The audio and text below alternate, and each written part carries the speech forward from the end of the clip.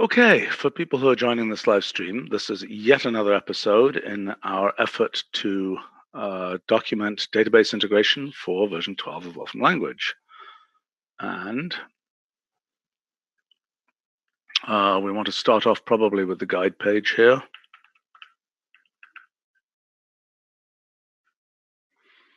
So where had we left off last time? We were reviewing the working with relational database guide. We changed, we renamed some fictions, and we are just missing the description name and the titles for entity class, entity value that you were not sure how to name it. Okay, but also we've got all the documentation for all these functions, right? No, we have not finished the No, documentation. I know that. We still have to do that. Okay, yes. Okay. Now, we also were starting the documentation for, oh boy, let's see, entity store had a lot of these. I thought you were going to change these. You didn't do that? Or do I need to update? No, you didn't update. It was Ninja added like 5 minutes ago, so. Okay, fine. So I need to update. Somebody might have mentioned that earlier. Okay. I'll update this stuff, and then so that wasn't listed on here. Because we changed the name. No, I mean that's a to-do item, no, right? Yeah, because that was not new. It doesn't matter that it wasn't new. It's something we still have to do, right? Yeah, sure. But I think that list was the added symbols. Yeah, I understand. By the way, while you update the documentation, I wanted to ask you something. What do you think we should do when a relational database expression that has been returned from the connection gets manually edited by someone? Wait a minute, this isn't right either. What did you do here? No, entity class, I didn't do anything. But this was just changed. I just had this up. That was entity store. Oh. Sorry. My confusion. Sorry, what are you saying? If something what? So you perform the inspection on a database connection, and you get an expression that tells you a bunch of things about the tables, etc. What happens if somebody takes that expression and changes it? So I don't know, edits the keys of the association and so on and so forth. I mean, that's an issue in many of these object type things. So I have tentatively introduced something that if you manually change it, then it's not valid queue anymore. And I can make it evaluate and return a failure if you edit it, saying you cannot edit it manually. You have to reinspect the database. I think that's fine. I don't see a problem with that. In the future, we will allow that because editing the relation object will actually trigger the same flag and say maybe you need to do a migration. And so it will be the way to change the schema of the database, but you shouldn't absolutely do it if you're just reading. I understand. Yes. Okay. I think it's fine. Okay, so here, you want me to actually try and write this, and also we have to link this back to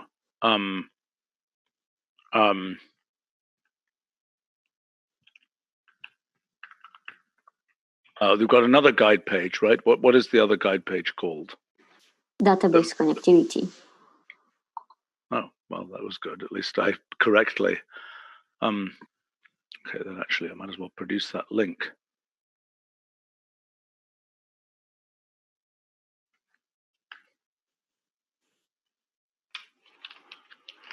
Okay.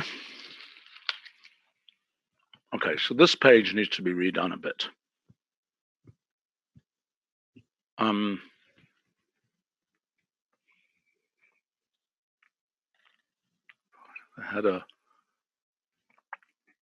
understand that. I don't understand that comment.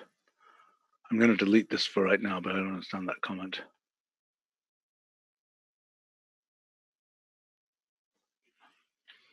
I just don't understand. I don't understand these comments. Yeah. Okay. Fine. Andrea, you need to go back to whoever in DQA is dealing with this and unscramble this. Okay.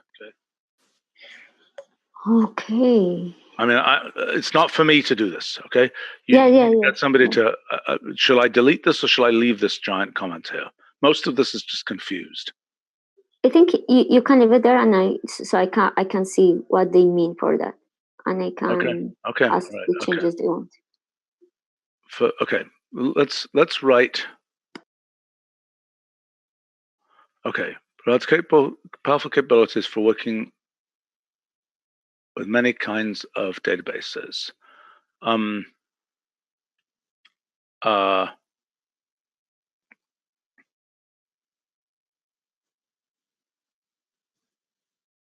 I think that's almost all we can say because yeah,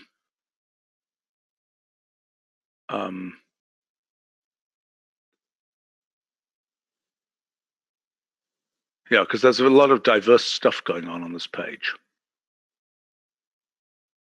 So first thing is, I think we want to say,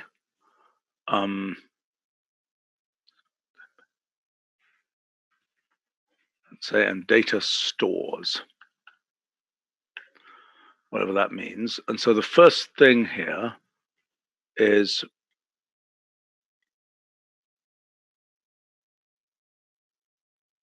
I don't think that's really many types of external databases, including relational SQL databases,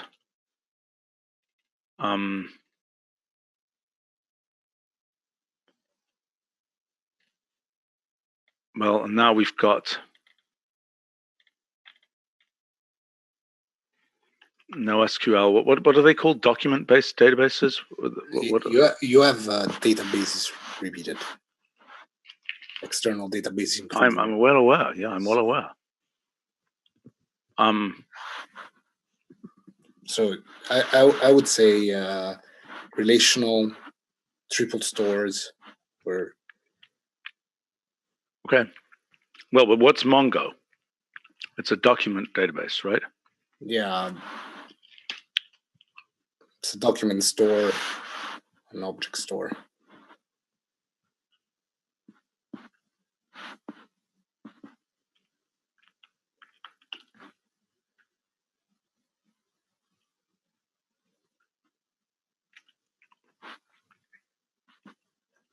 Should we say Sparkle here or RDF or what? RDF is the store. Sparkle.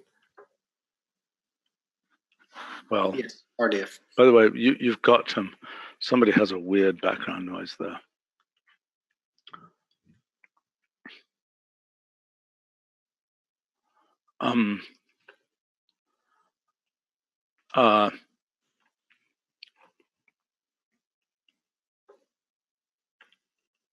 Relational database capabilities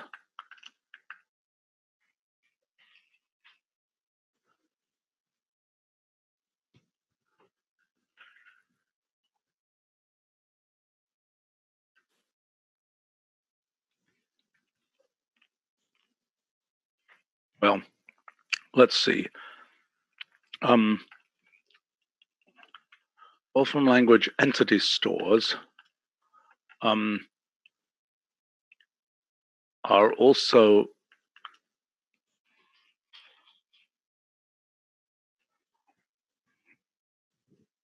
closely integrated with relational databases, allowing many operations specified in the Wolfram language to be automatically executed in external databases. Is that useful to say?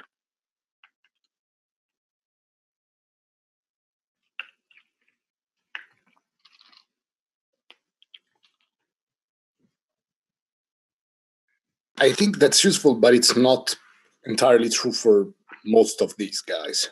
I know, that's what I say with relational databases. Yeah, but I meant like for writing to relational databases, we still only have database link, and that's not as tightly integrated. I know.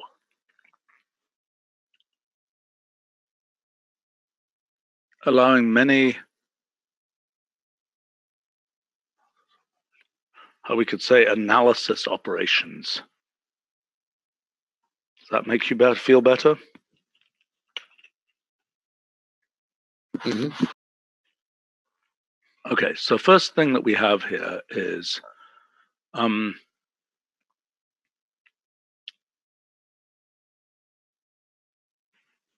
think we should say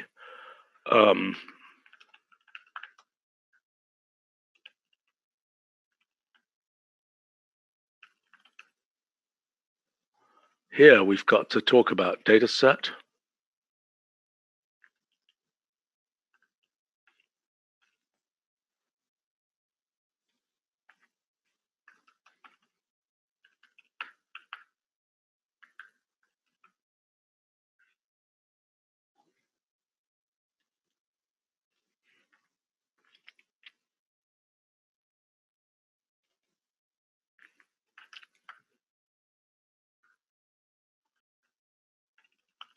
Now, I mean, how do we think about like Mongo and so on? I mean, what are they feeding into here? Do you understand what I'm asking?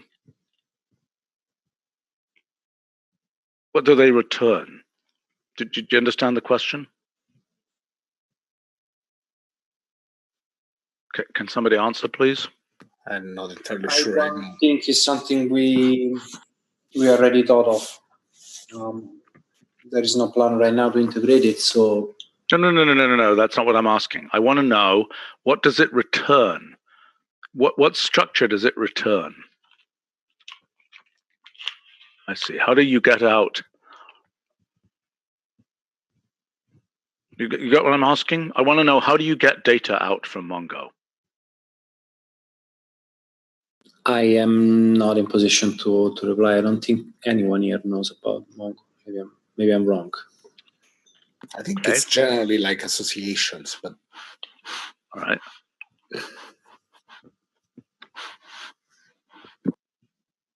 Could you please try to adjust Carlo your phone so that you don't make okay, should we mention list and association here?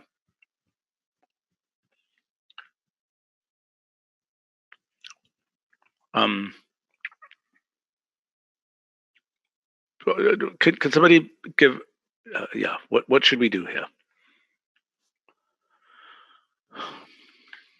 We should What is this intended to be? I'm trying to give people an idea, what will this data look like in our language?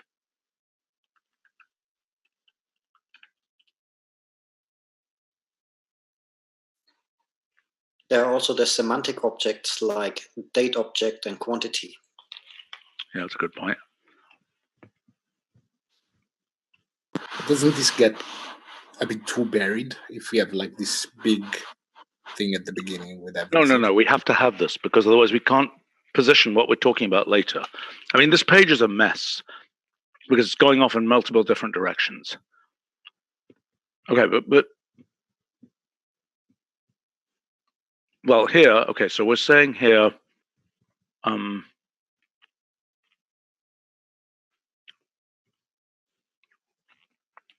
here we're saying entity-based / relational data / knowledge base. Is that fair? I mean, it's a little bit obscure, but it's trying to give some idea of what this is. Make sense to people? Yeah, the other thing you could say is that this is a data container, but probably knowledge base is better. I don't know.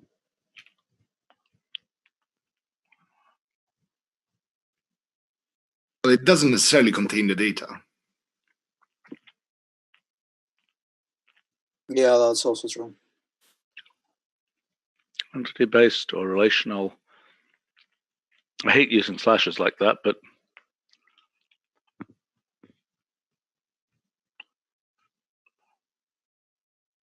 Then don't say relational. I think it's useful to say relational here, isn't it? Entities are kind of naturally relational. Right. Okay. Okay.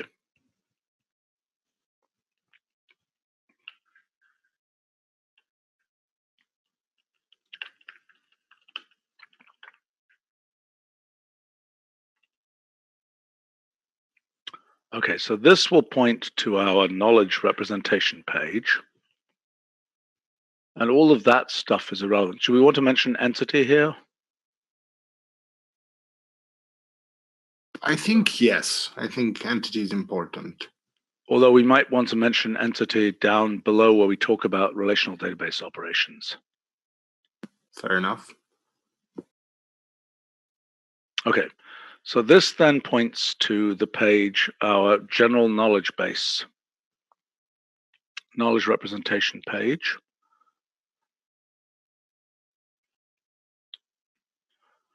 Do you remember what it's called? It's the top level page.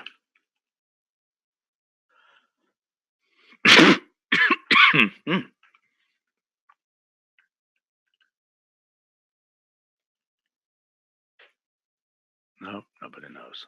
Okay, I think I found it. There we go. Okay.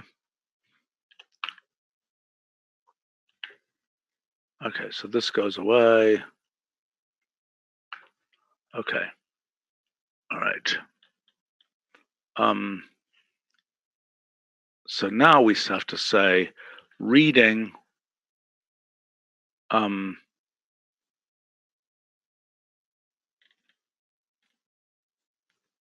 accessing,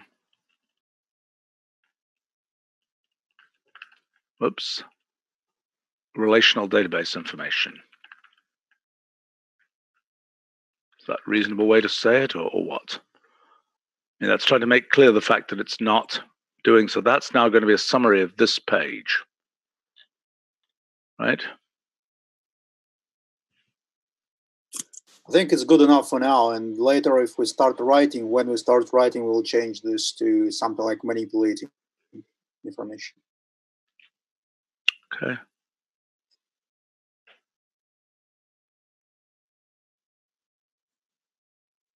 Okay, by the way, we also need to show on this page the entity property form.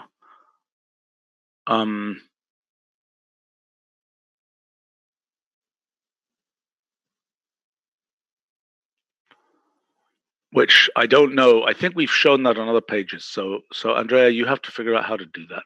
I don't know.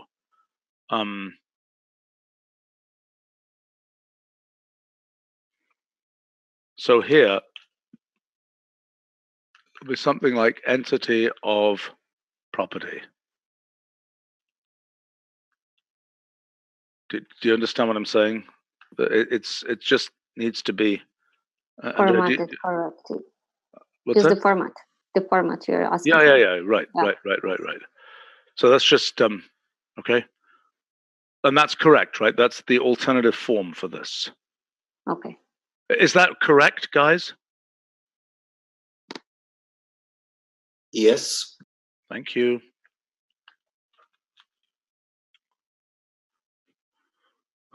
Okay.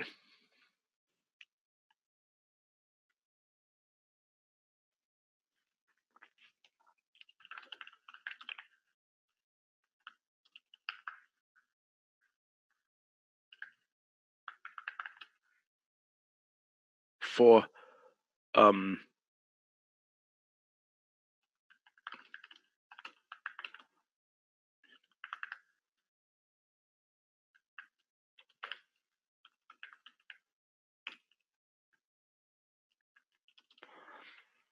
the basic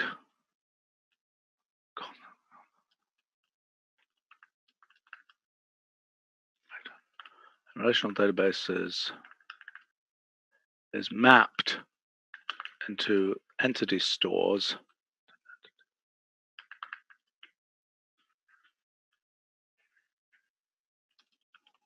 Operations on entity stores.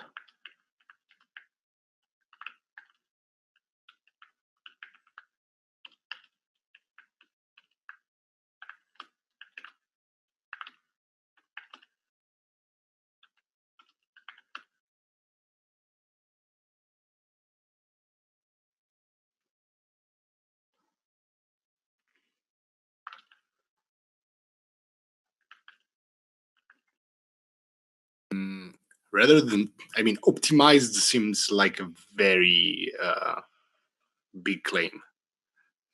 What's true? We can say instead of optimized something like backend specialized or Okay. Or I would, SQL code specialized.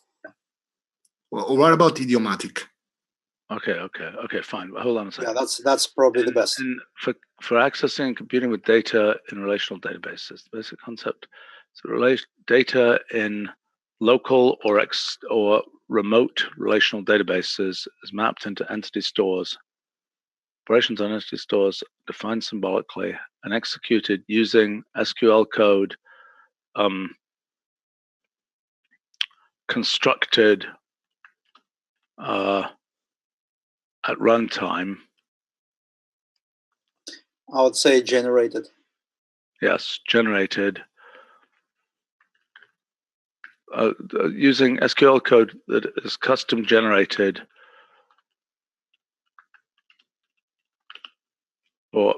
for any standard database. Paren. What are some examples? E.g., MySQL. Maybe Stephen, maybe any supported database, because we only do that for the ones we support. Okay, and executed is SQL code that is custom generated for, what are they? MySQL. What are the databases? MySQL, SQLite. Should SQLite be listed first?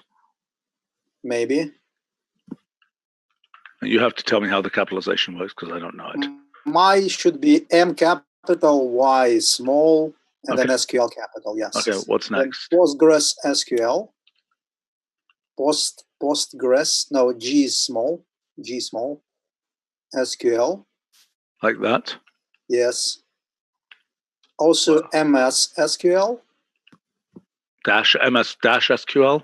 MS space SQL. I'm not sure that Postgres has two S. It has. I think it's well, the website is PostgreSQL. Oh, so you think it's only one? We can... Like that? Okay, you tell me. I don't know. I've only seen it. No, I think capital one, and it's capital. Okay. And I think that MS SQL is actually officially called. I mean, they call it SQL Server and just that. But so we should call it Microsoft SQL Server. Just say SQL Server. No, there's a space. Okay, you guys can fix this. Okay, what else? What other ones are there? And we can say ... You could say ... but I mean, we're not entirely sure yet that we can bring in support for Oracle in version 12. Okay.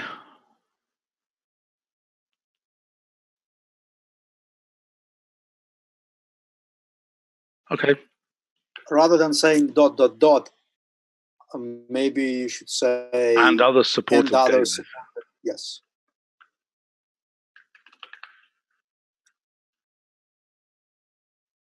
Now, obviously, since everybody's doing some cloud version of these, they all have slightly different names. SQL Server becomes Azure. Yeah, right. I understand.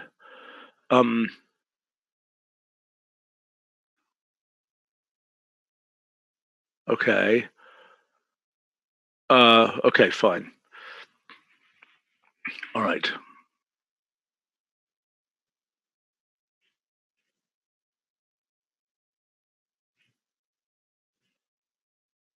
Okay, so now here, I think we want to be able to say, basically, let me just pick out the ones that we think we need from here. It's those two.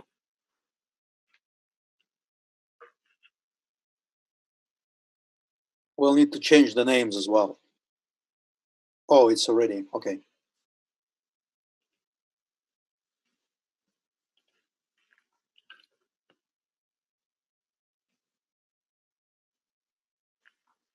But below you still have the older names. I know.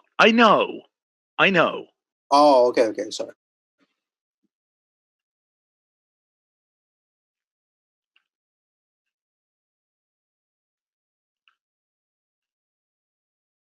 Okay, hold on. Let's just try and figure out.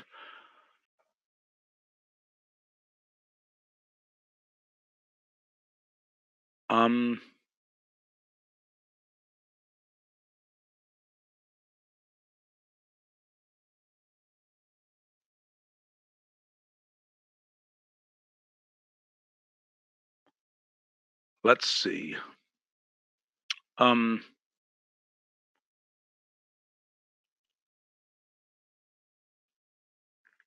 Let's say here, low-level read-write, low-level SQL read-write database operations to make it a little bit clearer why you might ever use it. But you come every time to this place, and every time you see, okay, there is update, so we don't need to read-write. I know, but I'm changing my mind. Okay. And this one is also read-write, correct? Yeah.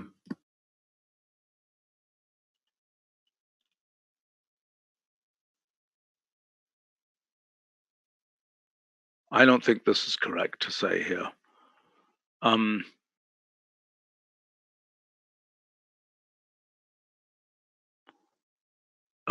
We do want to mention database dumps, right? What does it import into? Can we import an SQLite into something yet? Not at the moment. We have internals, but we don't have design. There is no import format for SQLite yet. Okay. But I mean, we could.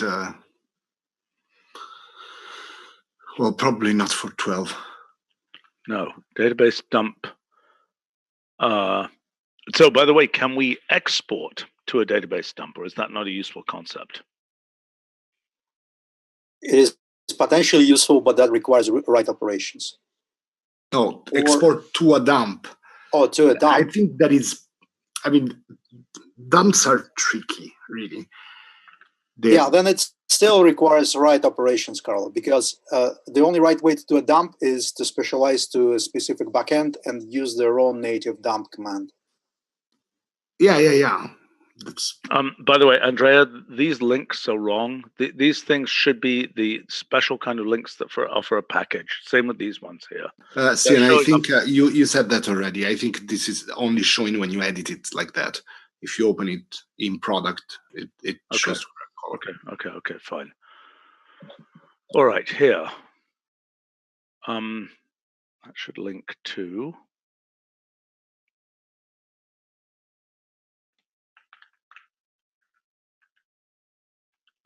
By the way, Andrea, could you please ask Roger again to fix this thing with the search from open guide page, opening the wrong Finder window?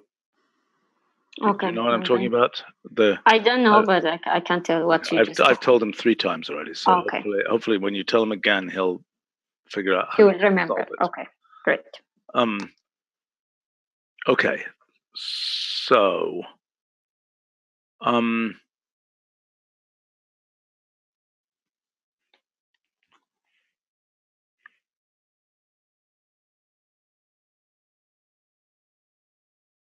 let's see, you don't necessarily have to use database reference, do you? Or do you? No, it's not necessary. No. Okay, so let's not document that here because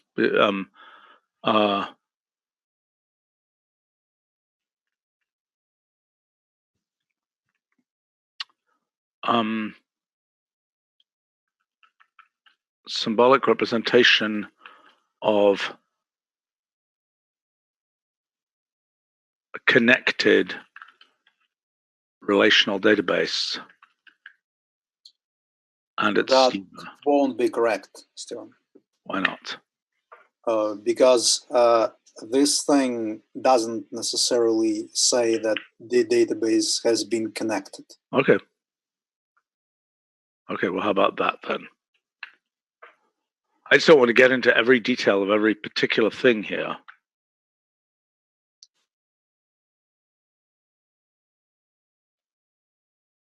Yeah. Okay, now.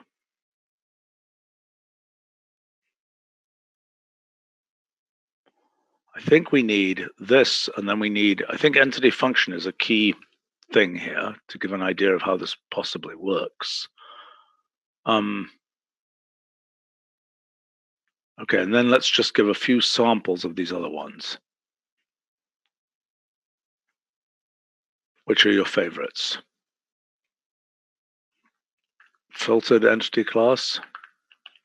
Yeah, that one definitely. Also extended entity class. Is that comprehensible here? I think we want to say... Why not? The sort operation, I think, is important also. Okay. I think we should say aggregated here because I think it's an easier word to understand what it might possibly mean. And this is only a, an attractor for people to actually go click on the next page because they're not going to get all the information here. And the next page is the one you have on the right? Yeah. Okay. Okay. Okay, these need to be tagged as version 12. I suppose I can do it. I think I can do it. If this doesn't mess up. Amazing. That's not 12, actually. That's a 12 tilde.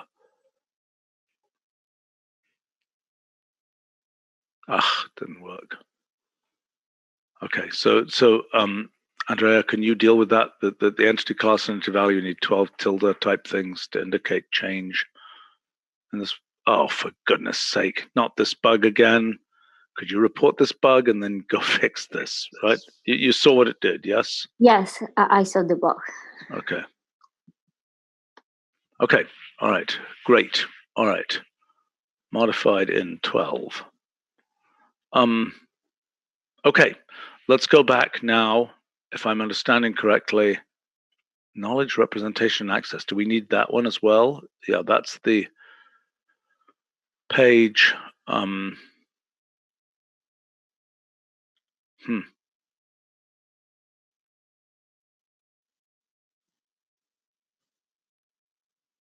Oh yeah, we should mention data drop on this page, shouldn't we? Well, maybe not. Maybe not. Let's see, where was the knowledge base page? That was in...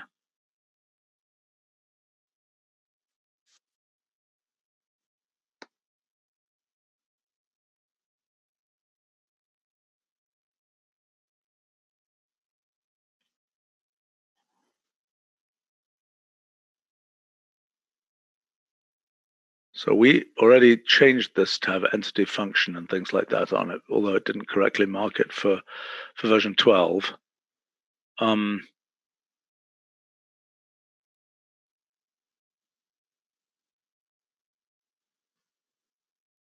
Okay, we already have this.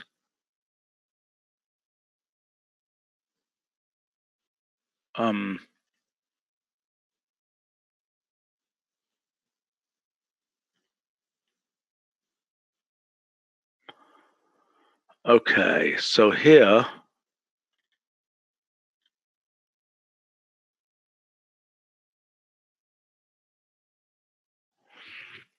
let's see.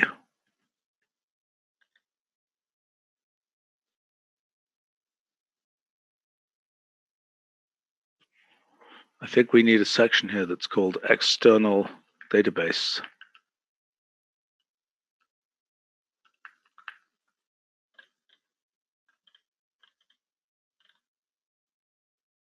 This page is a bit of a mess by now.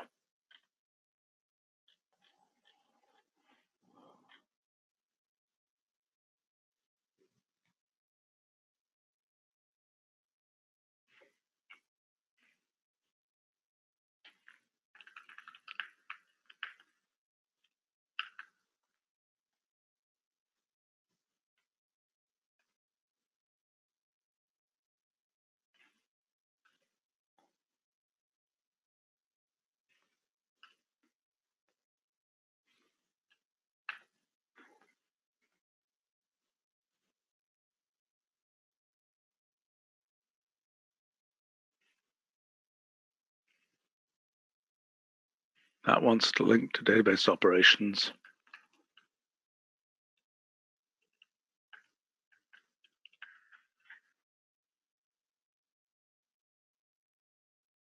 Whoops. Oh gosh, it's called database connectivity. And actually, that's probably a better name for it.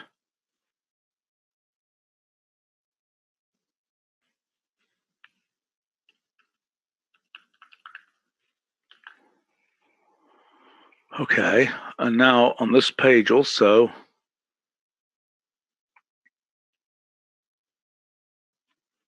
let us put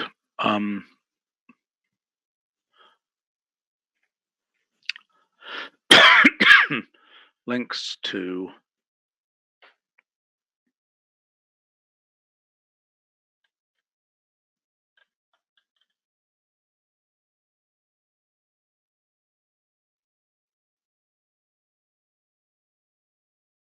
I don't know whether we want to have links to these package things like Database Explorer, Mongo Connect. I'm going to put these in here just as a way to get people to these other things.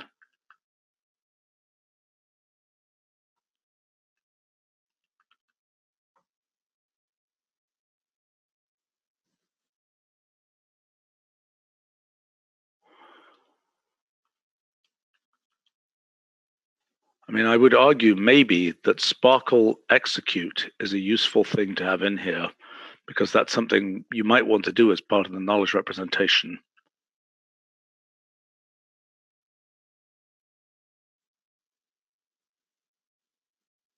This is a little bit of a mess, but I think that's okay. And these need to obviously be the package symbols, right? The problem, Stephen, is that Sparkle Execute is a function that actually does something, does the execution, while the other things here are more representations of the storages, the stores. Okay, well, let's put this underneath then. But it's just useful because people who are thinking about knowledge representation, they might very well care about this. Right? It goes along with all of these other. Maybe then you could also put entity value alongside because we've already got entity value way up above here. Okay.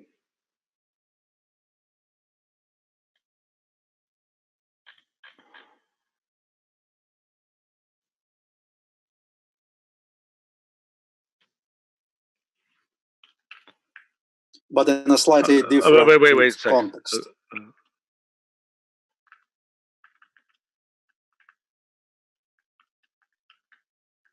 Go ahead. I'm sorry. Yes, it's in a different context. So I'm saying in some cases you can also... I'm sorry, but we're not going to repeat it on this page. This page is kind of a mess and probably should be rewritten.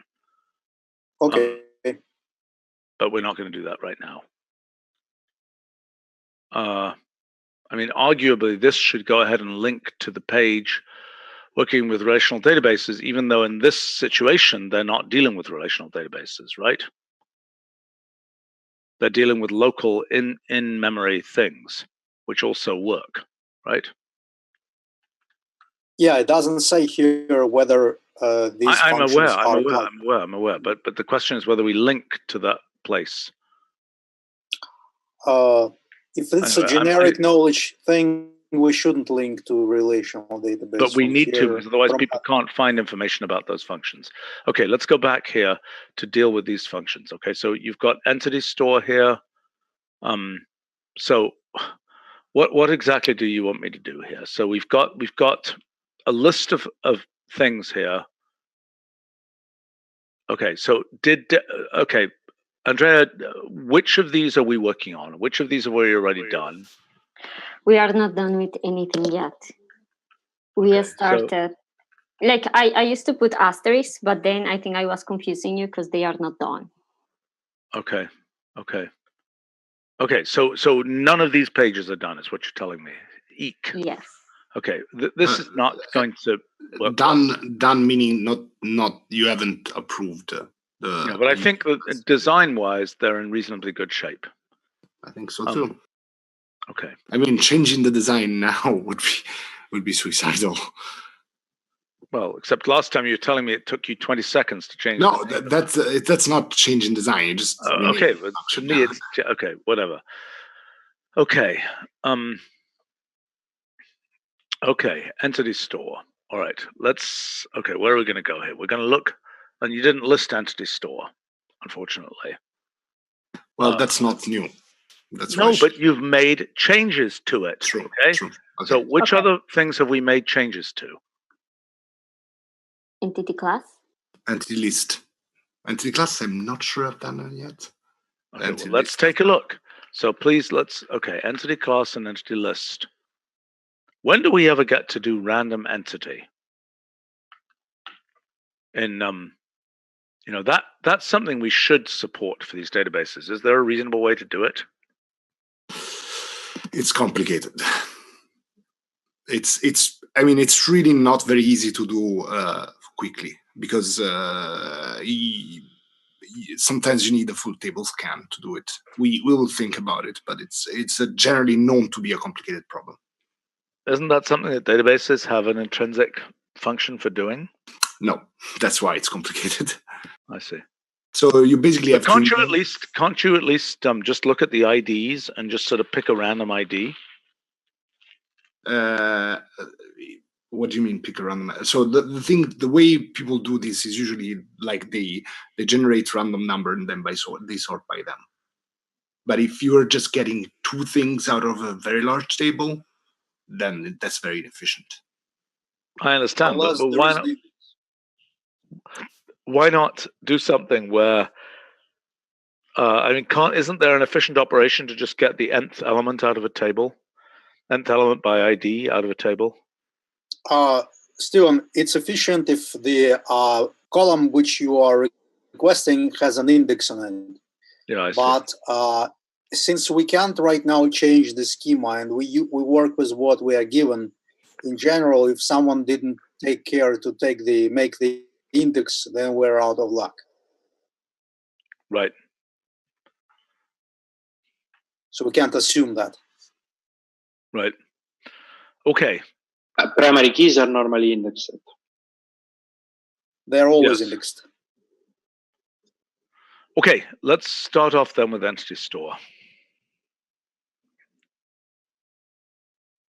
Okay, what does this mean? What does this first line mean, Tony?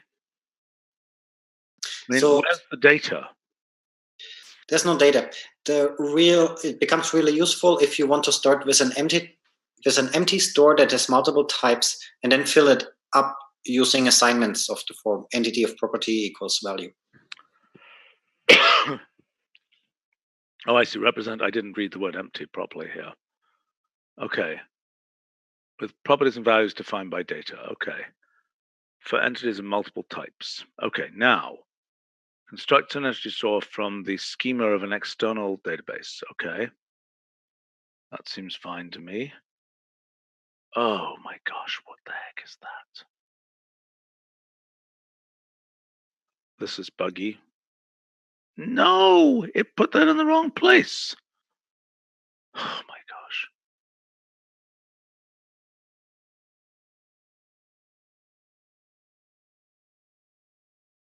How did you get that? I don't know. It jumped to the wrong place. So Carlos, Andrea, this is something you got to fix, okay? Okay. Yeah. I have no idea how that happened or even why it happened or anything. No, but that history editor, what is that? Oh, I brought it up. It's a modinfo editor. It's part of the airplane cockpit of DocuTools. Interesting. Okay, relational database object. So that isn't correct from the schema. This is just relational database, open, close, right? And database connection, that doesn't database exist. reference. No, it's database reference. Leave it there.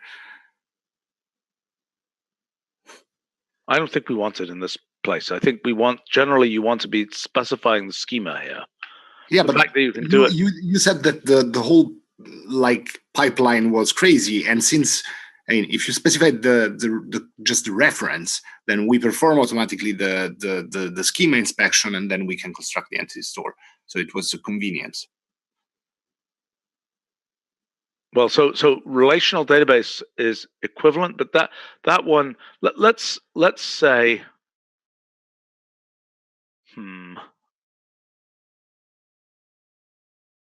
Okay, so wait a minute. What should we put up here? I don't think we want two separate lines here that basically will say the same thing. Yeah, but listen, there is a good reason for that. If in the following one where you specify what tables you want to expect, if you have a very large database, by going through the connection and not the full schema, you save a lot of time, because you can instruct the inspection just to check those tables and not everything. I understand that. I understand that. So I think it's useful to have them. For goodness sake, what is going on here? This thing is, oh my goodness sake. I don't know what this is doing. And I don't know what that did there. That was totally weird. Okay, this is really broken. It's really broken. Okay, you got to fix this, right? And make sure it's fixed like today. Don't leave it broken. Okay. Yeah. But yeah, so my point was that it's important to document also just the connection, just the reference, because you can make a more lazy inspection in that case. Like not inspect everything.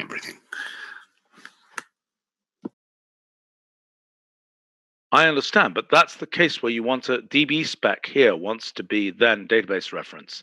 The case where you just say bloomp database reference is equivalent to this case. Yes, it is.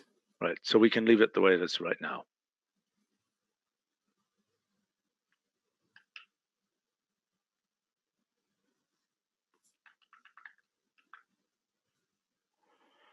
Okay, what's this?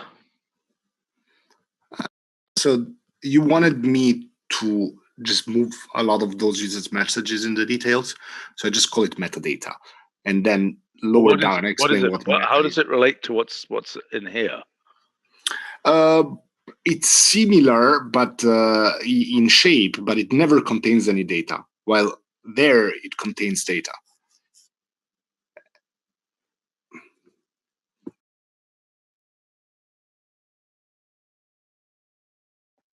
It doesn't define properties and values. Okay. Okay, fine. But here, we didn't give the other line here where you give tspec arrow data and so on, right? I think that spec there is meant to mean type goes to data. Or just type. Well, either type or type goes to data. Well, then let's say tspec here. Let's do the same thing here.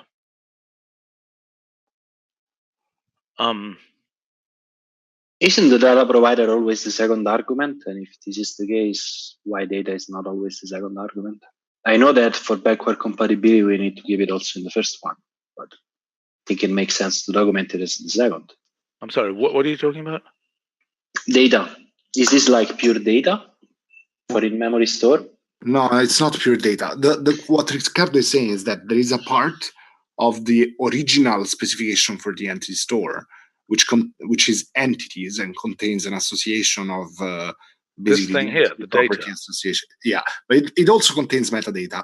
And so what Riccardo was saying, if we're saying that the data, at least for databases, the data is in the second argument and the metadata is in the first. Wouldn't it make sense for that structure to separate what is data and what is metadata and move the data to the second argument? Like, it would be more consistent with what we're doing with databases. Well, what would the structure of the second argument be? The structure of the second argument would be exactly what is on the right-hand side of entities right now. They're just an association with basically canonical name. I don't think that's obviously silly. Tony, what is your opinion about that? I mean, we're not going to do that today, but what is Tony's opinion about that? I think it's a nice thing that you could do. Okay, fine. Okay, so then it unifies with the database mechanism. Okay, so let's just say here tspec 1, tspec 2,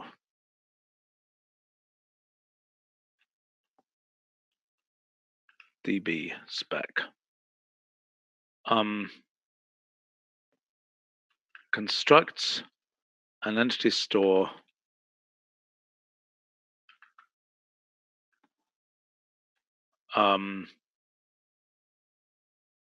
with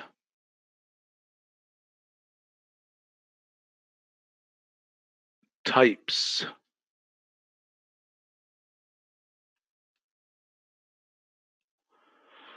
let's see, by mapping table names in the database to types. By mapping table names in the database specified by DB spec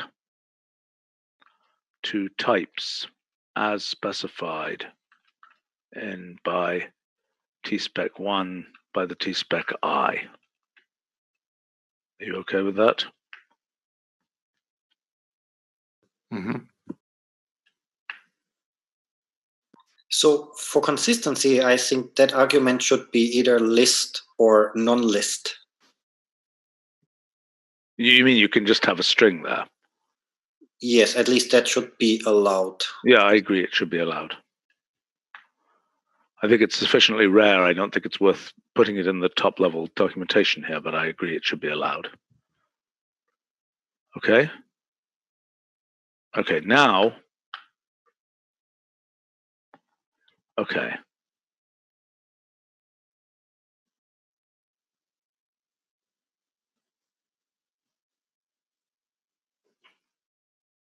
Okay, so this applies only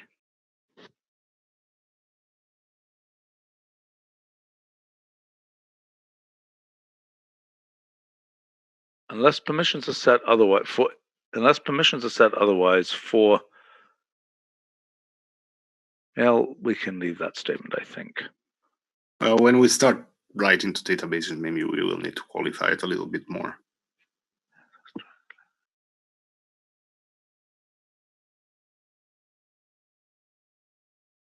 Well, OBJ can be many other things here, right?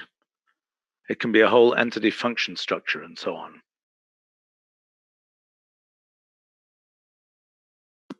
I guess. Not currently. Okay.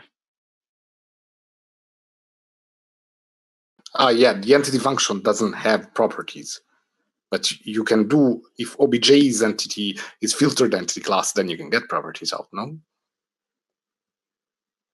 Yes.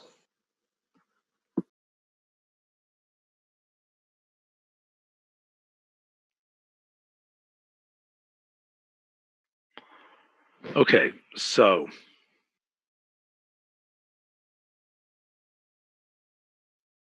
I don't know what any of these things are. Tony, is this something real that we have to worry about or not? No, not for now. And some of them are obsolete. I can clean them up.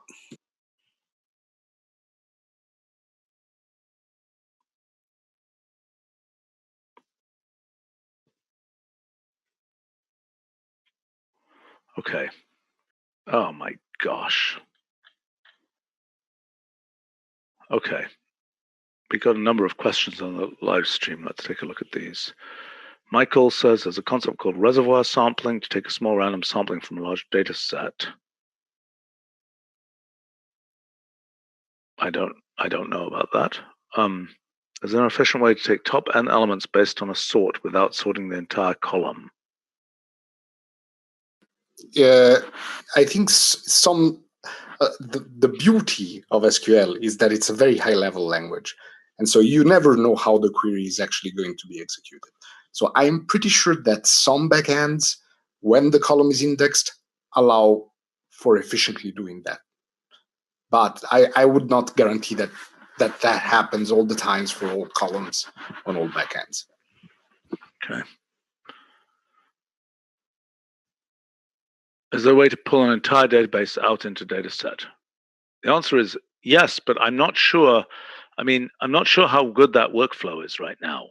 I mean, if you do an import, so let's say we've got a relational, so that's a good question. We've got, let's say it's a small relational database, and we just say, I want to gulp the whole thing into a single data set. How do I do that? The problem is in a single data set, you can't, because typically you will have several related tables. And What if you only have one table? If you have one table, then it's easy. Well, how do you do it? Very simply. Entity value with the data set. Yeah, it's entity value, the name of the type, so the name of the table, comma, the data set. But if the database already has like two tables and they have foreign keys pointing to one another, the dataset representation, no, it's not hopeless, but the dataset representation would be poorer because it doesn't. What will it look like? It'll have entities that represent the foreign keys, or what? Yeah, for example, but then the entities, will be just dangling references there because the dataset cannot have loops. It's hierarchical. Well, it cannot have loops so far, but we may have loops on the level of the query language. I think we'll need to discuss it in a separate session, because obviously at some point we'll have to start compiling dataset syntax also to SQL. Right, Stephen? Compiling datasets to SQL? You mean exporting a dataset to an SQL table? No. Compiling dataset queries to SQL for a reasonable subset is possible. I don't know whether it's desirable. I mean, I think that our compiler for our language may be a better way to handle that. No, Stephen, that's a different topic.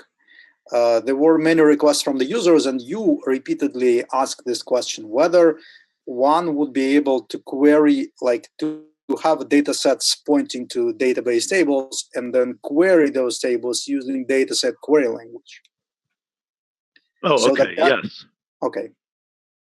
So our point is that these questions about how one would represent the entire database of several tables as maybe several data sets is related to those kind of problems. So we should discuss it in a separate session. Okay, but the thing you just mentioned, which you attributed to me correctly, of using dataset query language on an SQL database is a different thing and has nothing to do with foreign keys.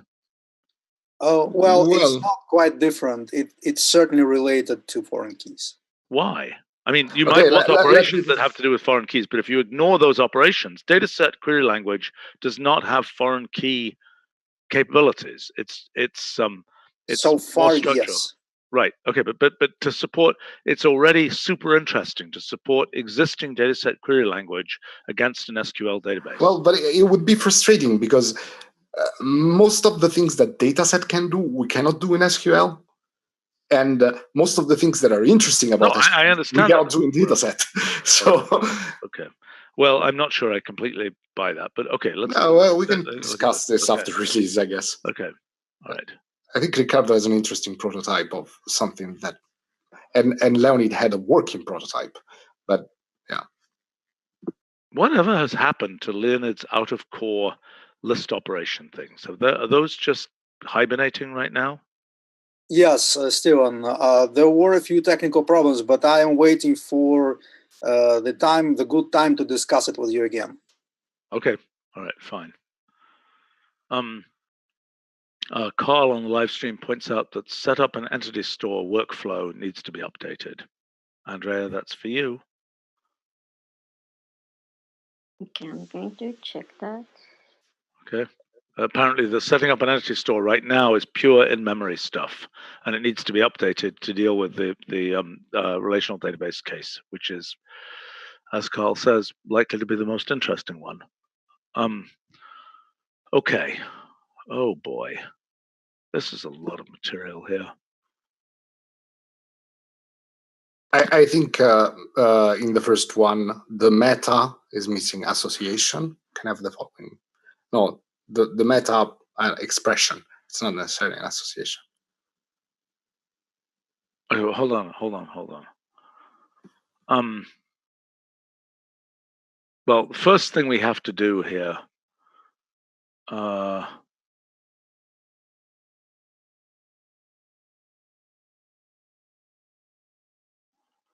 Oh my gosh.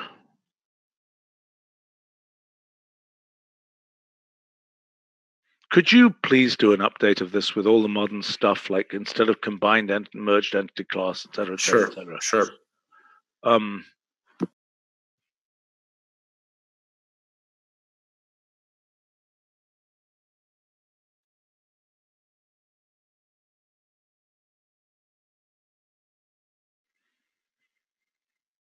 Michael on the live stream is clarifying what reservoir sampling is.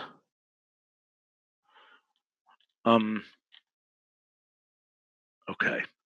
All right, that's this. Let's just scope out what we have to do. So this, oh boy, what do we have to change in entity class? Something. I think that the thing that has changed in entity class is that the first argument is not necessarily a string in the second usage message, not in the first. So well, but this doesn't even have. This is something completely different, right? Entity class.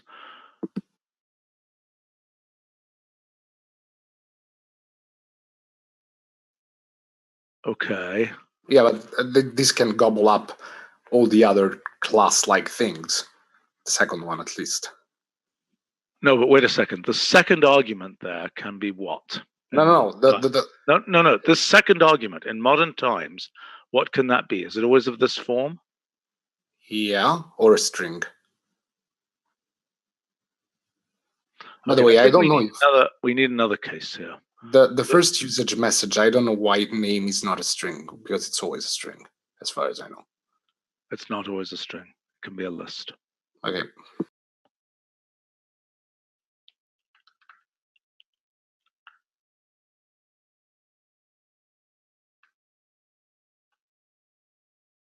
Wouldn't that be, in the other cases we use class there, entity class of class. Okay. Okay, so now what can the second argument be? What is the second argument? Does it even need a second argument? Yes. Okay, what does the second argument do? Only the one in the second usage message. No, but you said it could be a string as well. What kind of string? No. Yeah, you decided that we should not have the string version nest like that. So if you're using entity class country G8, you cannot wrap it around filtered entity class. You have to do it the other way around. Okay, what can the second argument be? List of rules. Property goes to predicate.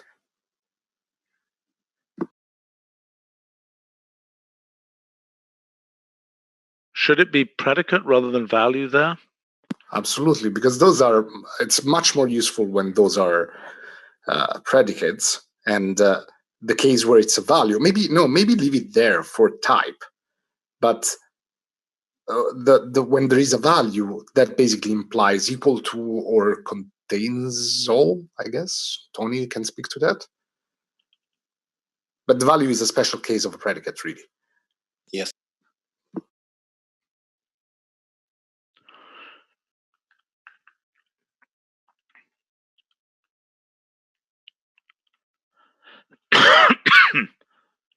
Okay.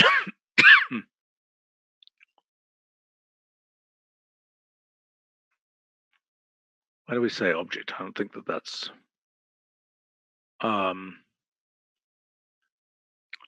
represents an implicitly defined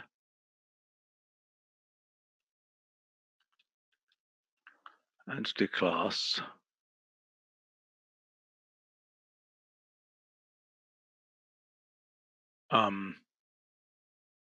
whose members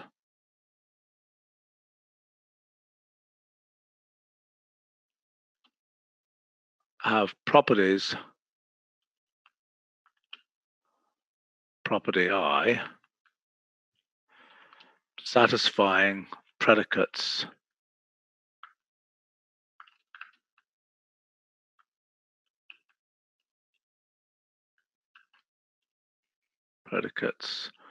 pred I. Is that right? I think that's right.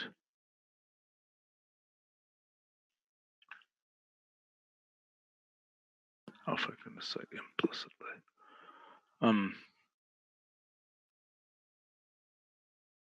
Don't go and point to the wrong thing. But why should the usage messages be different in the second and third line? Well, to give some indication that they're different things.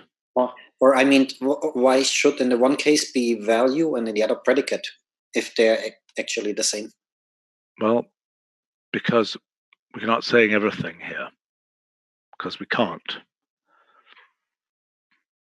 But I agree with Tony, this really looks confusing, Stephen. People may think that only values are supported for the upper case and only brackets for the lower. I think that we should just subsume the second in the third. Yes. Yeah, so we should put preds also in the second. No, we should just delete the second. Oh, just delete. Yeah. Yeah, okay, I think that would be reasonable.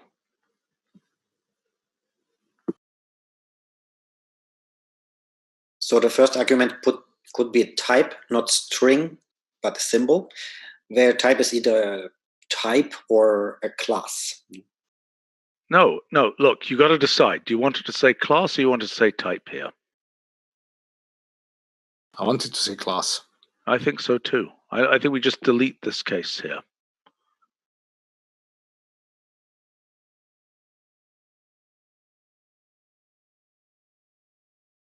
But then the usage message should mention class somehow. Well, how would you like to mention class? It's obviously a complicated thing here.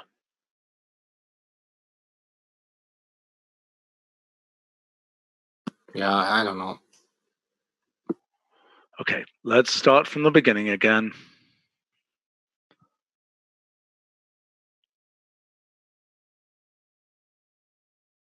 Also, no, just a second.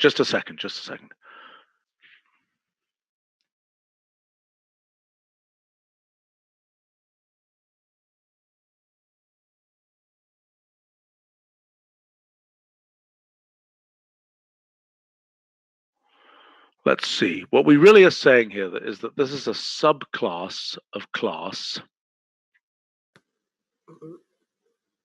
I don't understand why this is different from filtered entity class.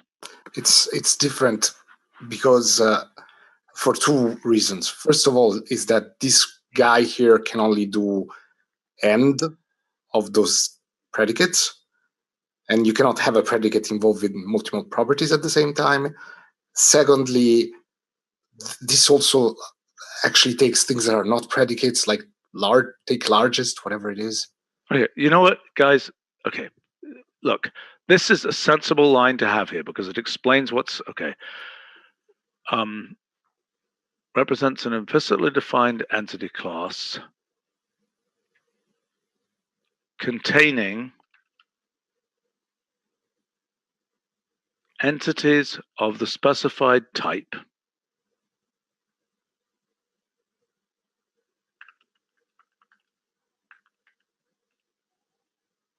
for which why not properties that wait a minute, the properties property I have values. Go ahead, what? At this point we can put class in this one as well, because really No. otherwise No, because we got to anchor it to something, right? As soon as we say class here, what are you going to say? How are you going to describe that? But the string type is a class. I know. But we're going to explain it this way so that people, if you say class there, right? Okay, so hold on. I think I've got another way to do this, okay? I think I got a way to do this. All right, so now here,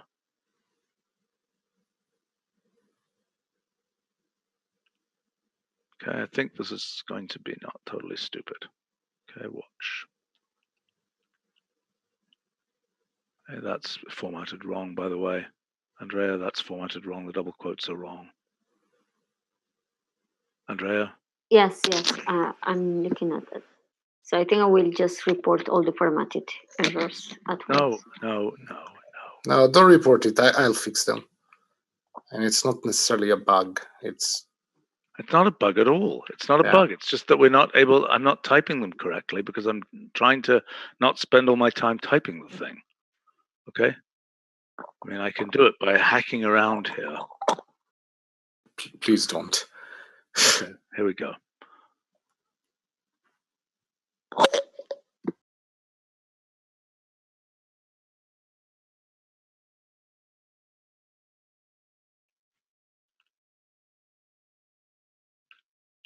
Yeah, but what do we do? Wait, just a second, please. Okay, we can get this to work. Just hold on. I was just saying that predicate is not correct. Why not? Because take largest is not a predicate. Okay. And also, we don't. Then what should we call this? I don't know, because to me, it was a mistake to introduce take largest in there. And we nowhere in the details we explain what happens when you have multiple take largest. Okay. Well, which is take largest works because, okay, so let's call it a selector then.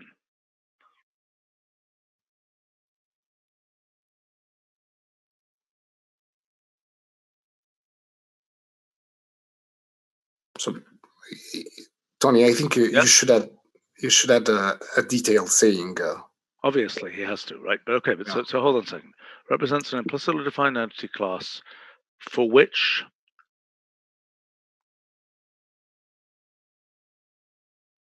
I mean, we could also turn everything into this selector thing. The specified type for which the properties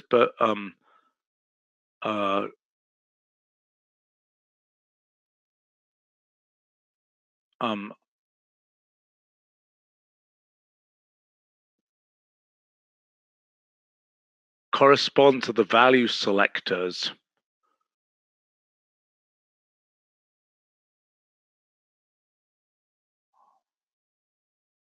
we could say correspond to the value selectors, let's say vspec 1, 2, etc., etc., etc.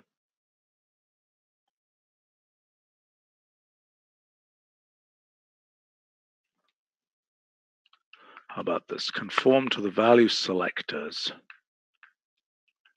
vspec I. And then we can say what the possible value selectors are. Comments? Yes. Okay, now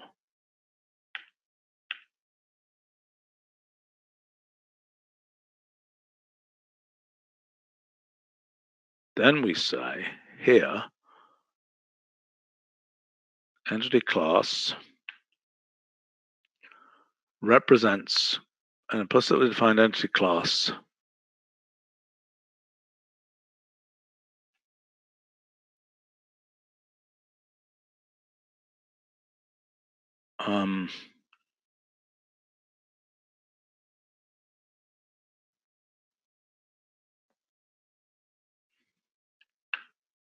oh, for goodness sake. Oh my gosh.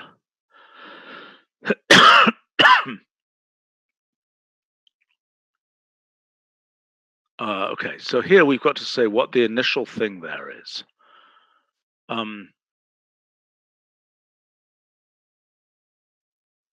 Based on the specified in which presents an entity class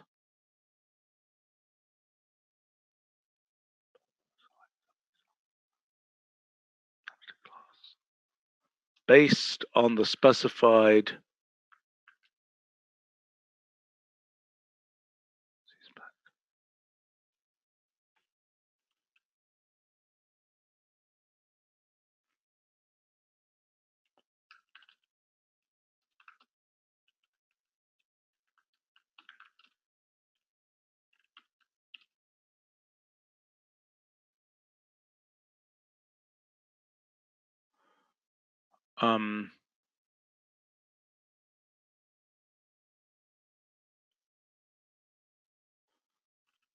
containing members.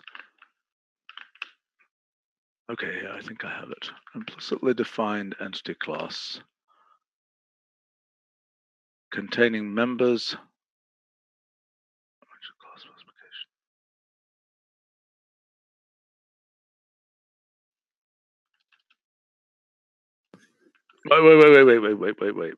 Wait.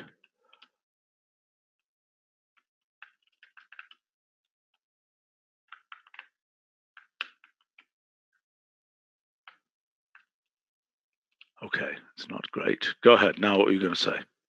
I wanted to say that the adverb implicitly in the brave new world of filtered entity class and call is probably useless.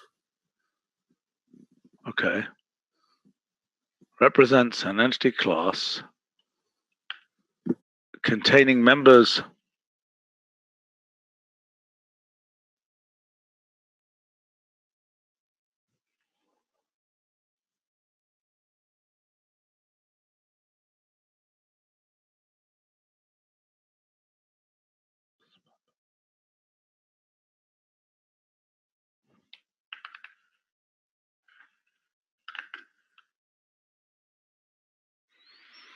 What about that?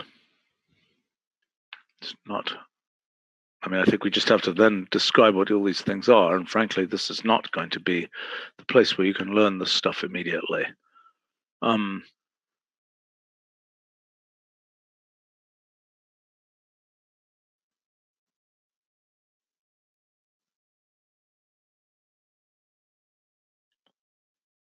Okay, is this correct? You got to go through every single note here and figure out what's correct. I don't think that's correct anymore. By the way, I remember you said that single entities that are computed from databases should format differently, but we've never talked about how all the new heads should format. And I think that they should not try to hide too much. And what implicit entity class does is probably the wrong thing. Well, I'm sorry, what are you talking about here? Okay, take a new notebook, type entity class, country, and then population goes to blah. And then make another one with population goes to something else. They all look the same. They all say countries. And nothing tells you. Hold on.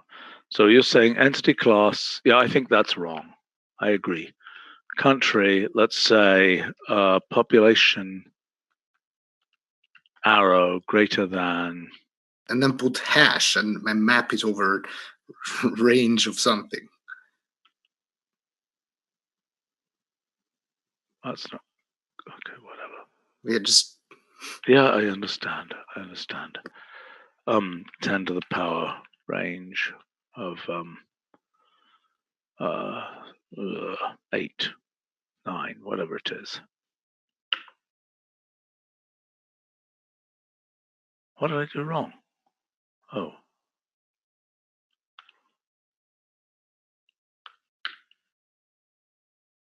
That is utterly obscure. Tony, Yeah. would you like to comment on that? I agree.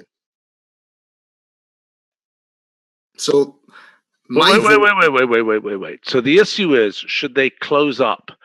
The issue is that they've closed up there. Right?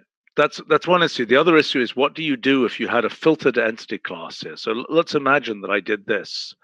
I said filtered entity class.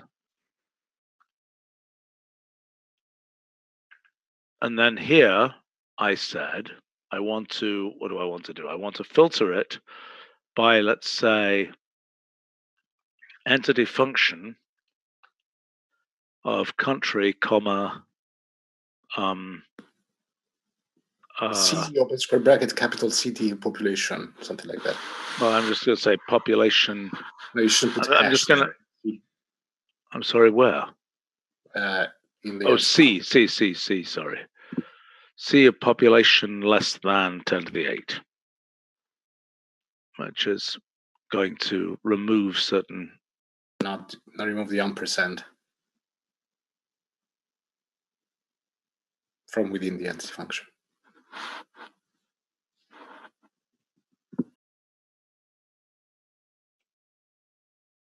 Okay.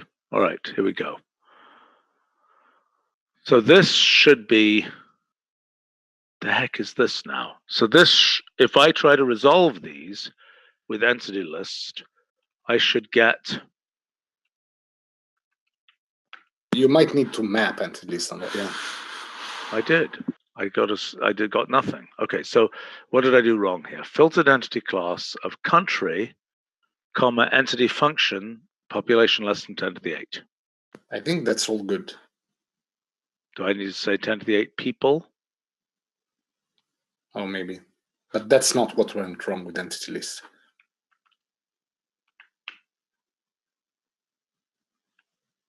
Okay.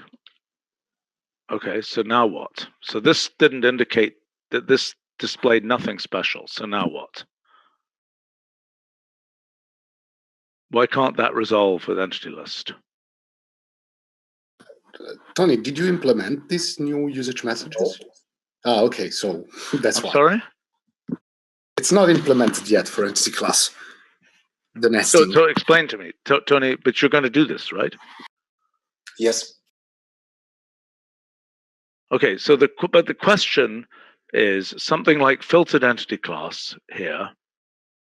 Let's take this one here. I think wait. That just displays like this, right? Sorry, what were you going to say? Well, what I was going to say is that single entities format to a specific thing because we are trying to hide under the rug the canonical name, which might be something that people should really not care too much about. Named entity classes, same story. All these constructs, including implicit entity classes, are code, are things people are going to type. They're not something that they only get from control equal. And so yeah. I think that there's no good argument for this stuff to format in any special way. Okay, so if I say countries with population above 100 million. Oh boy, that's even a different way. So this is a good way. This is a good thing we did, right? See, this format's fine, right? You understand what just happened here? Yes? No? Well, it just displays your input string. Yes. But that's in order to deal with, okay, in order to deal with this issue of you type something in and then you can't see what you typed in, right? It wouldn't solve the case because... No, I know, because it's what we typed in and we didn't have a thing we typed in, right? You can see that here. When we evaluate this, it goes to something which does not show the result. Is that what you were going to say, Tony? Yes, so we can't generate the possible input. No, of course not. Of course not. That's not entirely true. I do generate. No. We can't generate a natural language string that represents this. Okay, that's what Tony was trying to say. So the issue here is, in this case, for example, with this form of implicit entity class, we are showing a yellow box. With this form of implicit entity class, we are not. Right? With this one, we are not. Right? And your point is that's a piece of code and it will be silly to try to hide it under something. And I generally agree with that, but when it's inside an entity class, it's going to get incredibly complicated to see all this stuff.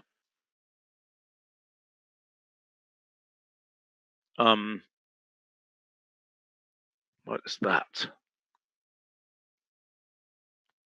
Somebody just sent me something. Carlo, did you just send me something here? Yeah, I'm trying to send you something, but that will. Don't send it that way. It's a bad. I'll send it to. Yeah, I don't know what that's about. Yeah, look at Rock Chat. Yeah, you saw that. So I actually spent a lot of time doing natural language generation for this stuff, and it is possible in many cases. I don't think it's sensible. Cases. Oh, enter a country with a population greater than. Why is people capitalized there? Because I that's what I get out of the quantity. I don't believe that's correct. I believe there's a string version of that isn't. I can try and find it, but if it has to do a request to alpha, then I can't use it. Otherwise, it gets too slow. Well, okay. So why don't you ask the people who deal with units about that? Yeah, but there's interpreter you can put whatever you want there in terms of restriction, and we'll try to generate something reasonable for the error. By the way, do those restrictions correspond to the implicit entity class? Yes, they do. They do. Is that documented anywhere? Yes, it is. and I think that we probably can update it to use entity function as a filter as well. Maybe restricted should be part of what's mentioned here.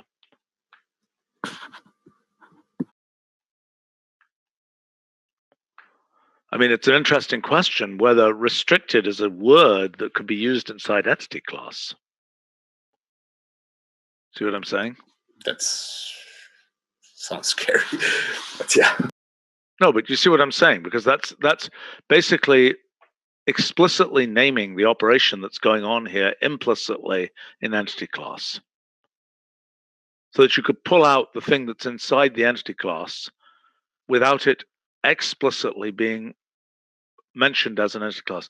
We've run out of time here.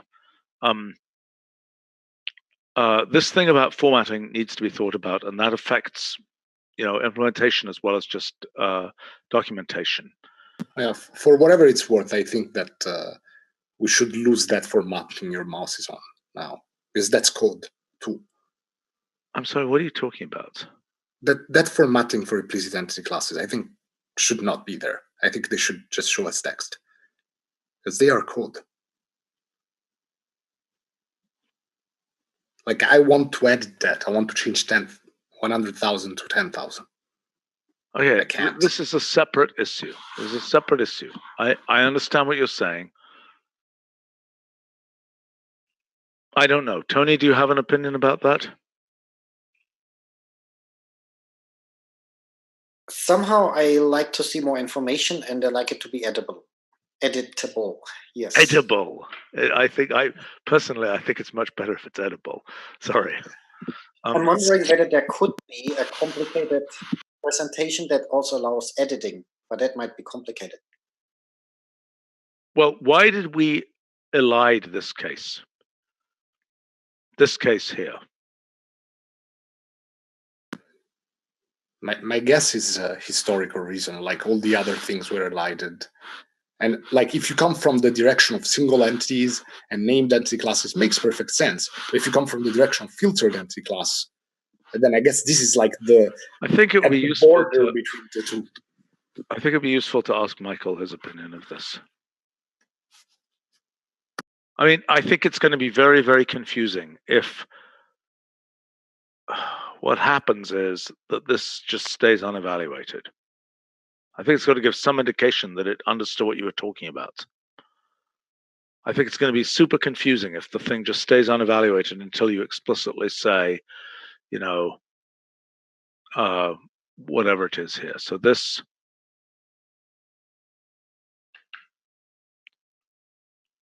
By the way, what happens if I say random entity of %20, 5?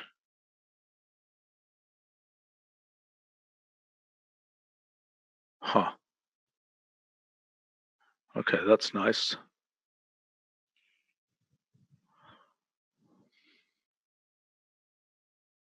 Okay, separate topic. Please talk to Michael about this and see whether we can come up with a way to format the output from this so that it is not, so it is changed in some way from the input, but nevertheless still understandable and editable. Does that make sense to people? Yes. Okay, I need to go, but there's a comment from Carl on the live stream. Yeah, post GIS and geopositions natively. Doesn't know about well-known technical. It's not something we have right now. Yeah, there are extensions of Postgres that allow you to do geoquery. Well, I know we use those things. That's what our geo servers use. Yeah, They but it will use- be they a use- while since we support this. No, guys, we are getting confused. What Carl Lang is talking about is stuff that we already use internally for the geo server, and it's completely separated from what Postgres does with GIS systems. No, the geo server is using Postgres, isn't it? No, not Postgres, PostGIS, I think. But isn't it an extension of Postgres? No, I think so. No, it's PostGIS is turns out my brother is a urban planner, and so it's like it doesn't have anything to do with databases. It's just for geo stuff. No, that's a different thing. You're thinking of things like ArcGIS and so on. That's a completely different thing. It's not what we're using. So what we use is an extension to Postgres that is for GIS stuff, and that's what we use for things like GeoNearest. That's what's happening and it's an interesting possibility. Okay, I stand corrected. Ricardo sent me the link. It is an extension of Postgres. Yeah. Okay. So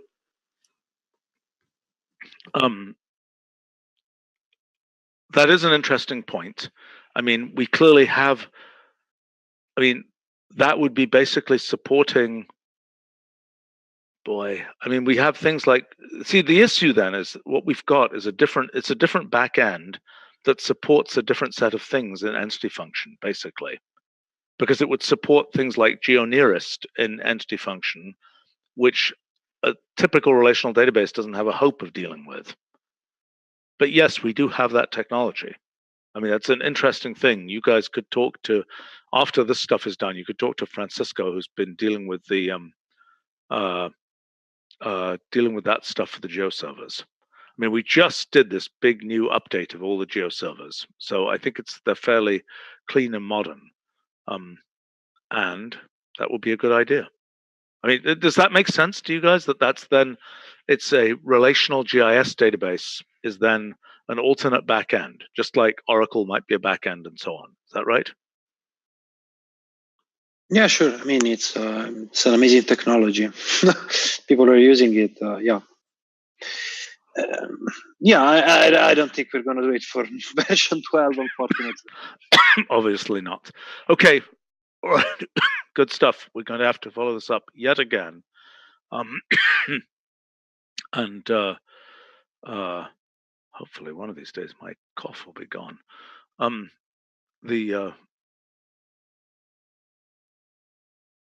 Why are we seeing things? I'm seeing an update, docs update, and there are things like spatial point data. I didn't think we were getting that for this version. Anybody know anything about that? No, I'm sure you guys don't know anything about that.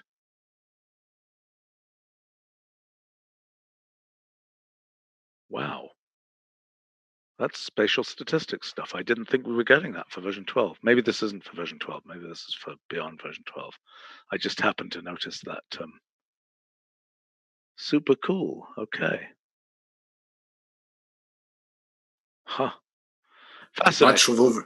Bunch of overachievers already have examples for things that are not going in 12.